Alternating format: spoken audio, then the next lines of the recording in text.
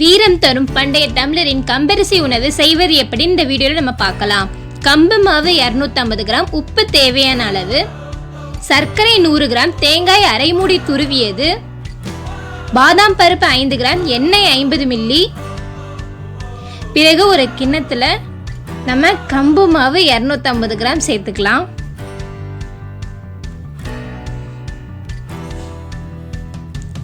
பிறகு அதில் உப்பு கலந்த தண்ணீரை நம்ம ஆட் பண்ணிக்கலாம். இப்போ தேவையான அளவு தண்ணி ஊற்றி நம்ம அதை பிசைஞ்சு வச்சுக்கலாம். இப்போ அந்த கம்பு மாவை நம்ம ஒரு டம்ளரில் போட்டுக்கலாம். அச்சுக்காண்டி நல்லா ப்ரெஷர் பண்ணிக்கலாம். அடுத்து பாதாமும் தேங்காய் சில்லும் கலந்ததை நம்ம அது மேலே போட்டுக்கலாம்.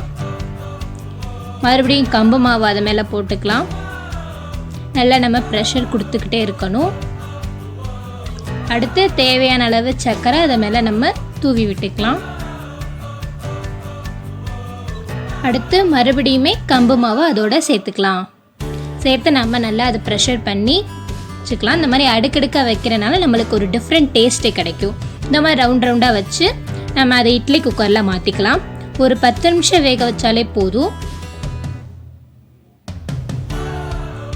இப்போ அது வெந்துருச்சான்னு பார்ப்போம். நல்லா வெந்துருச்சு. நம்ம அதை எடுத்து வச்சுக்கலாம். இதில் நம்ம நல்லெண்ணெய் ஊற்றி நல்லா சாப்பிட்டோம்னா நம்ம உடல் ஆரோக்கியமாகவும் பலமானதாகவும் மாறும். இது பண்டைய தமிழரின் பாரம்பரிய உணவு கூட. இது அனைவரும் சாப்பிட்டு நன்மை அடைவோமாக. எங்கள் யூடியூப் சேனலை சப்ஸ்கிரைப் பண்ணுங்க. மறக்காம பெல் பட்டன் கிளிக் பண்ணுங்க. லைக் பண்ணுங்க, கமெண்ட் பண்ணுங்க, ஷேர் பண்ணுங்க. நன்றி. அன்புடன் இறைவனின் கருணை.